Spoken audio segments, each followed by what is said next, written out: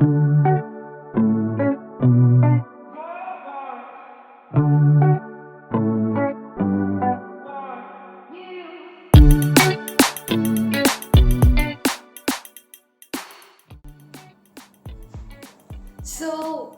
hey everyone, I'm Disha, and I've not done a lot of these kind of videos where I directly just talk into the camera. So, this is a bit new to me, but I hope it turns out well because today I'm going to just talk about something that I love a lot. So, basically, I have been collecting all these books, and today finally I have these some 15 books which I have loved a lot.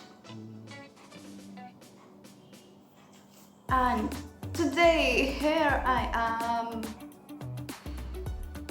ready to talk about all of them. And I really wanted to do this for a long time because somehow I have experience and I have learned so much from the experiences I had while reading these books, and I really want to share them with everyone, and I just want everyone to have these same kind of experiences I had while experiencing these books. And so here I am in the stupid act of love for my books. So like, these are not rand. I'm just picking up these randomly, but these are the 15 books which actually, which made me want to read more, which made me actually want to live more and be able to read more such pieces. So let's start with this. The first book which I like to say, which I like to show you is this one. It's named The Honest Truth, and I actually happened to buy this at a book fair, and it was a very random selection just because I like the color themes of this book. But it actually turned out to be so beautiful, and it turned out to be such a special book for me. So basically this story is about a little child who has a recurrence of cancer, and his grandpa had recently passed away, and he set out to fulfill his wish of climbing a particular mountain. So he leaves his home, he runs away with his dog and a camera, and he leaves his home alone, the small little child, to climb that mountain alone. And so this story, it traces how his journey is and how it went and what all he learned. In the end, he is rescued and he comes back to his house, and I would say the story is so beautiful, and you would really want to just go in the middle of the book and hug that child. So that was about The Honest Truth, and then we come to the second book. This is named Mornings in Jenin. So this is basically, this was the first book which actually made me cry. It really, I had to close the book and I had to keep it down and actually cry, because the story was just so, it was so,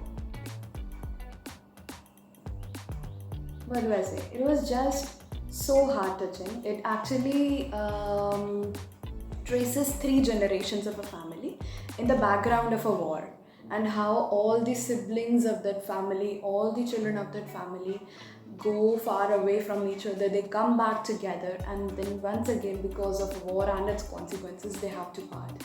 So it was just such a beautiful story which catered to all the aspects, all the emotions of human life. I really love this.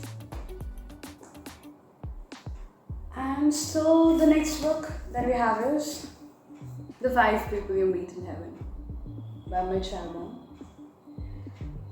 This was such a short read, and I must say, it's a beautiful book, and I really liked the ending. The climax it had, it was really so beautiful that it actually made me think about what my five people would be.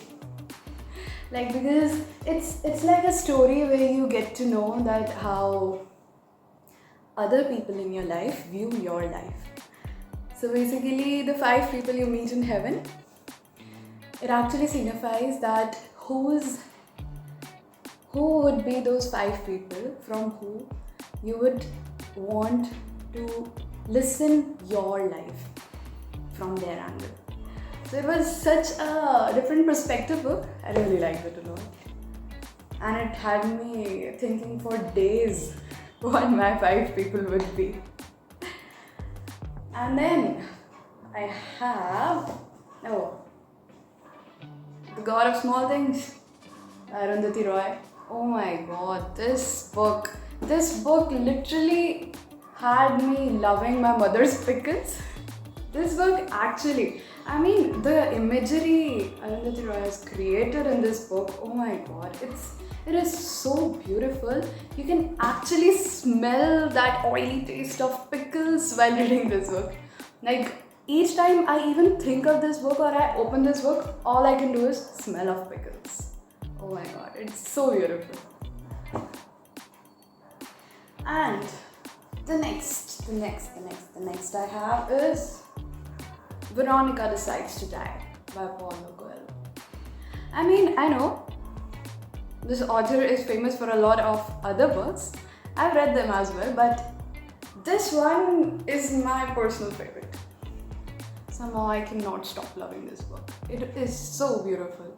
And the story which is narrated in here, it traces the protagonist, who's a girl, Veronica, who wants to die and she commits suicide. And she is then rescued and she's kept in a facility where she observes other people and somehow she regains her want to live. And it is just so beautiful, and the concept that is specified in here is that when you know that you cannot live more, it increases your want to live. It actually ignites your want to live more, to experience more, to explore more. And I just love the concept of this book. It's just so wow to me. And then I have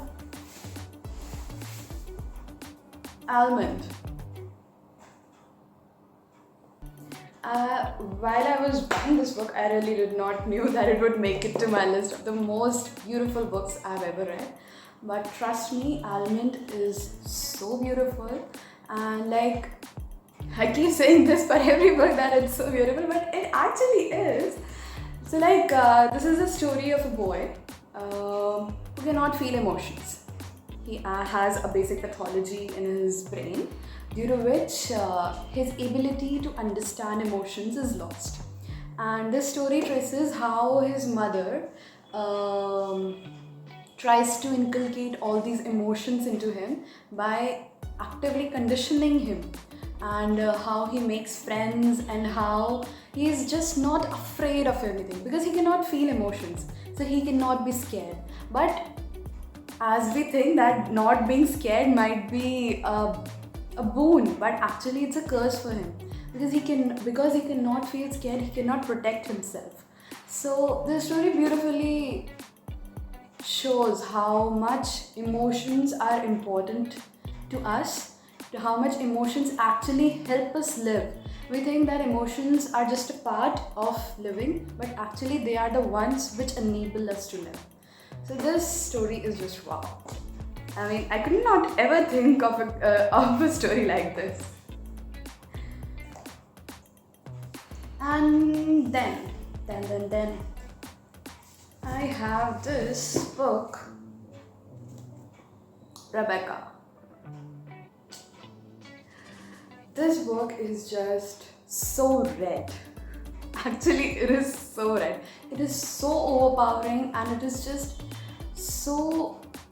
such an immaculate story, and you'll not be able to decide the whole story. Actually, there are two women in this story, basically, and you'll not be able to decide who the protagonist is and who the villain is.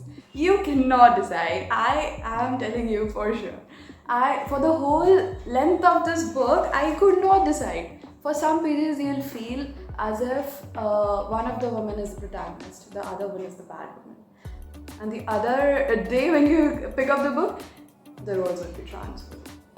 So it's just intelligent writing, such beautiful writing, and such an empowering book. You would want to be a woman. And then, what else do I have? I have this. The Illustrated Child by Polly Crossman. So this was a very accidental book. I actually purchased it from a book fair where they were selling books by kilos. So I got a lot of them. My mother was scared, but she knows me. So basically, this story, The Illustrated Child, it is about a family who has lost their mother. So one parent is lost, and the father is bringing up the other child. Is bringing up the child basically, and the father writes stories. So he illustrates stories, and his book becomes a bestseller. But actually, when you dive into that story, you'll know that actually that book has a lot of the book that his father wrote has a lot of clues and a lot of things about their personal life as a family, and it gets a bit creepy sometimes, but it's not scary though. It gets a bit creepy sometimes, and I'll not spoil this ending for you if you want to read it. I'll not spoil the ending. It is creepy, but it is not scary, because I'm not a fan of creepy things. I'm not a fan of scary things, but this was good though.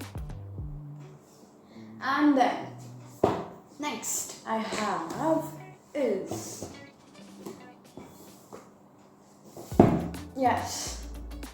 The Girl in White Cotton. It's a book by Avni Doshi, and I actually got the idea about reading this from some.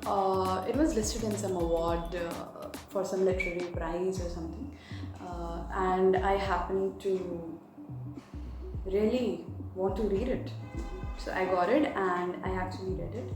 So basically, this is about a woman who doesn't want to be like her mother, but ultimately she somehow turns out to be like her mother.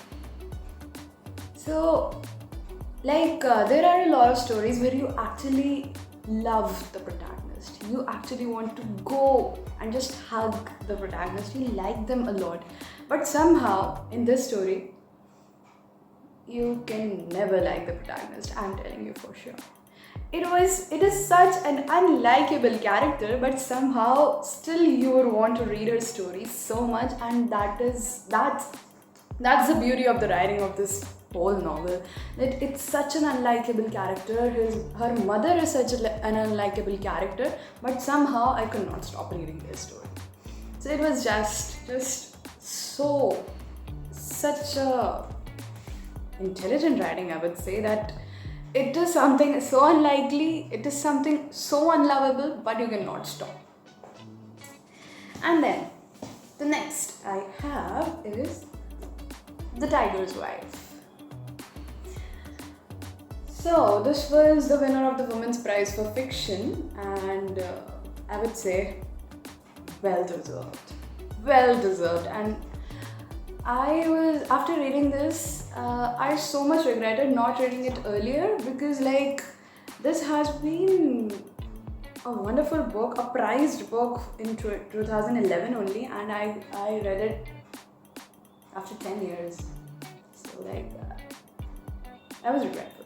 But alright, ultimately I read it. So this is the fable of fables, I would say. It is such a magical fable. I mean, I have not read a fable greater than this. It is just wow. It is just wow. It is so magical and somehow it is so fantastical. It has a lot of fantasy, I feel, and a lot of anecdotes, a lot of folk tales, and I mean, it's the fable of fables. I will conclude it with this. And then I have this Metamorphosis by Franz Kafka. So this was a really short read, a very short read, but I must say. And the story also, it's like the protagonist, George. So like, he basically turns into an insect. That's the story. Alright. But actually when you read it and the way it is written, you realize that the story has a lot more to it. It has actually put bare the nuances of our human life and human connections and how we connect to each other and how they can change. And it is just so lovely to read it. To read just such a simple story of a man converting into an insect and understanding life through it. It's a masterpiece, I would say. It's so beautiful. And then I have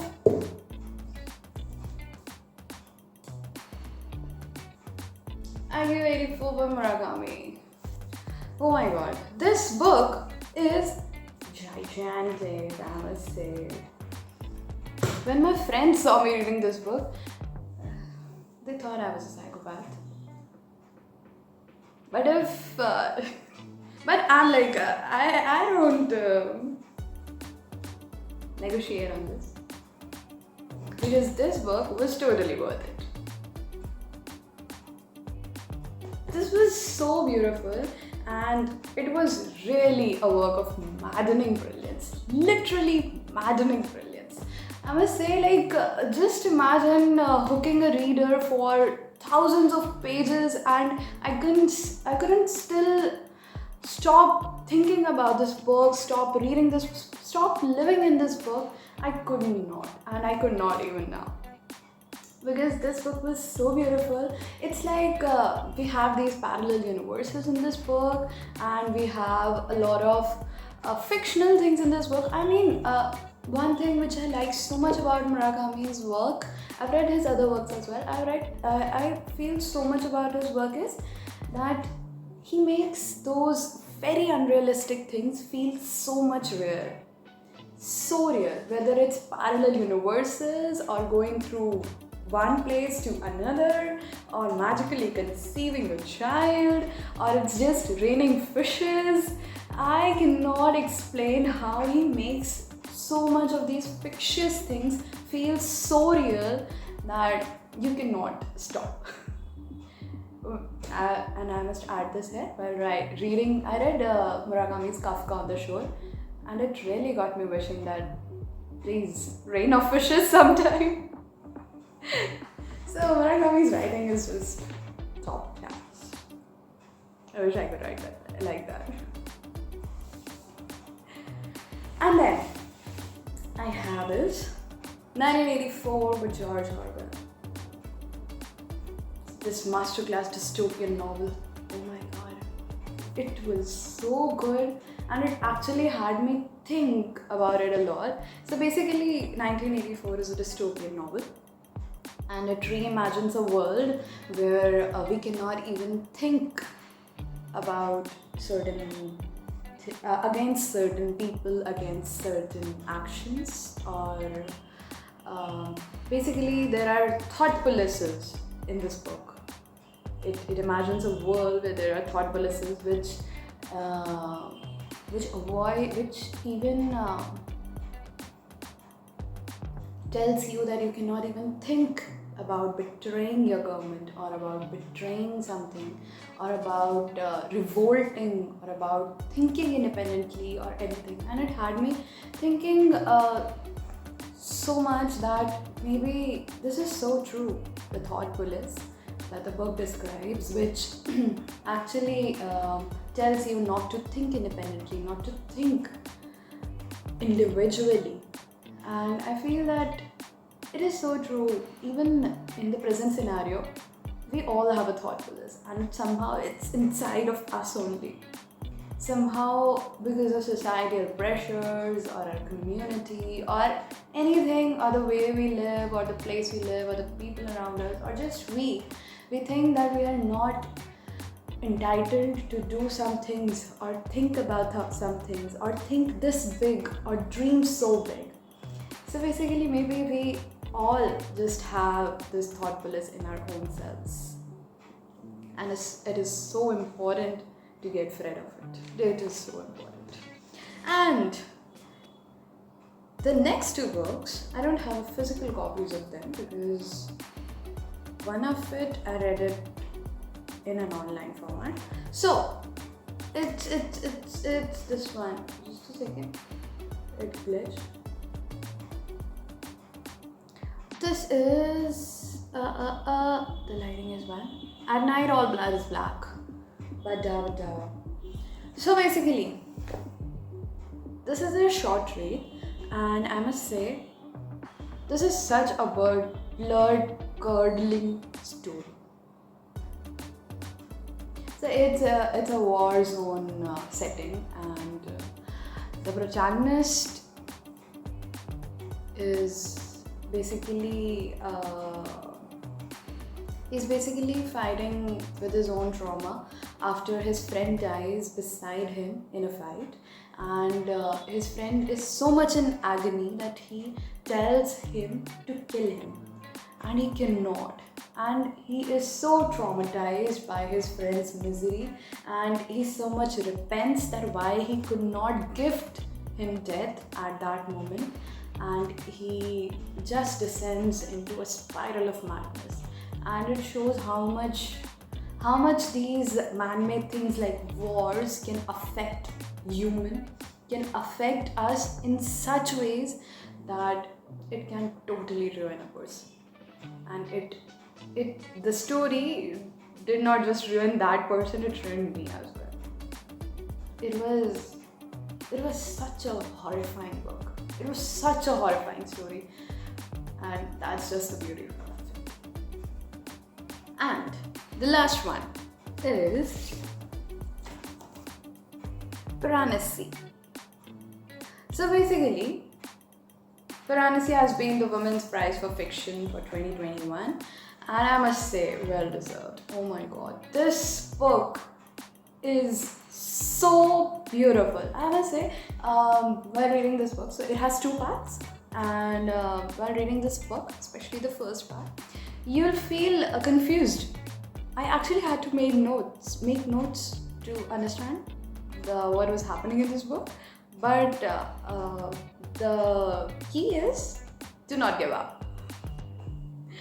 So basically, this book is like, I really don't want to spoil it, so I'll cover it very superficially for you, because this book is just so beautiful, and whenever I think of this book, all I can think of is just white, gigantic pillars of beautiful statues of sea and of birds and of just a man roaming around in an endless world which is actually very small.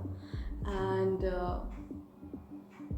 the book builds up very slowly in the first half, but it escalates so quickly in the second half, and you will not be able to believe what the ending is, and I don't want to spoil it. And with that, I sum up all of the 15 books of my most loved books that I have ever read. And with this, I hope this turns out good.